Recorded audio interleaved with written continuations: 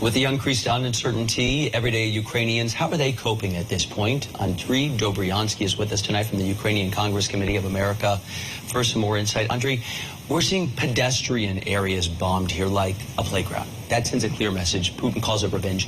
Is he targeting civilians? Correct.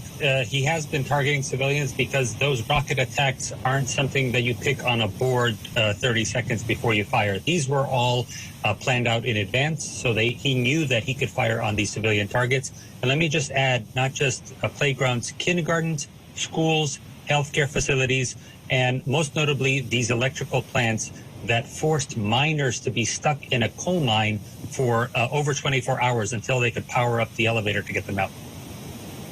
There are certainly physical risks. We've seen people killed. But there's also a psychological element to this, it seems. Over the past few months, we've seen schools targeted several times. I go back to the very first incursion, or I don't even officially had begun yet, but you remember the kindergarten. There was this attack right outside of it. It was really scary. So are people thinking, all right, if my children are not safe, you know, my life may be one thing, but if my kids aren't safe, will they rethink the war? Well, I think bringing up the children in regards to this terror campaign is very important. Well, we're already seeing that in the displaced Ukrainians who are in Europe, the United States, or other countries. You'll see it in the children, and you'll see distinctly their reaction to a plane flying overhead. We heard in the earlier report about those Iranian drones making a specific sound. Anything like that is going to trigger these children for the rest of their lives. This is very similar to people in our community who lived through World War II. My father had night terrors till his dying day. If you survive a bombing campaign like that, this is something that's going to live with you.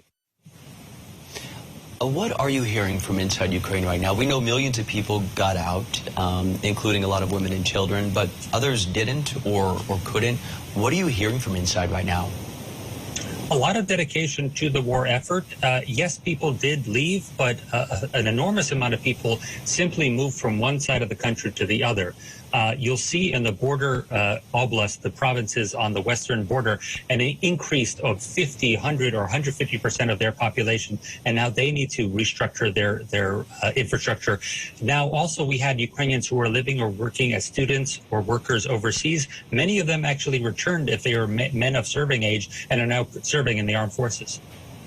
Andrij, a lot of us think I'd be in the bomb shelter 24 hours a day, 7 days a week. But you said a lot of people, this almost redoubled their commitment to this war and fighting back. I read in the New York Times today in some cities when all this started, people ran out to the bars.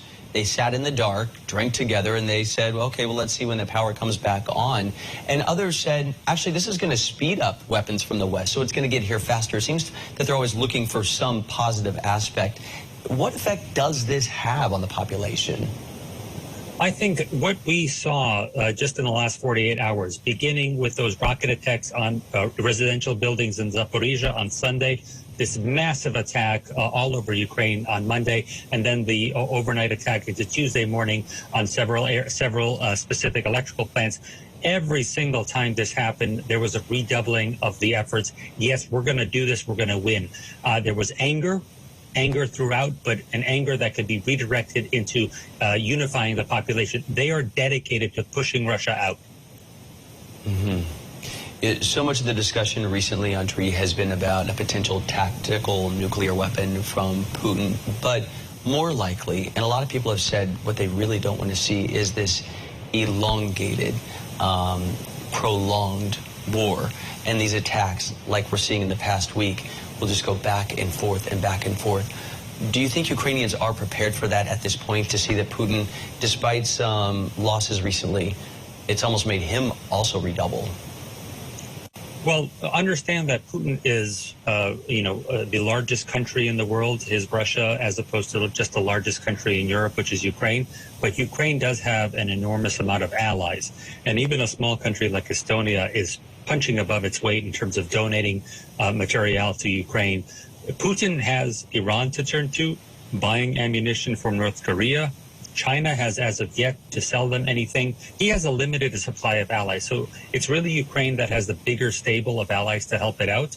And I think that's really what's going to turn the tide in the end. The fact that Putin has a certain amount of materials. He cannot buy new microchips from the West because of the sanctions. What happens when those run out?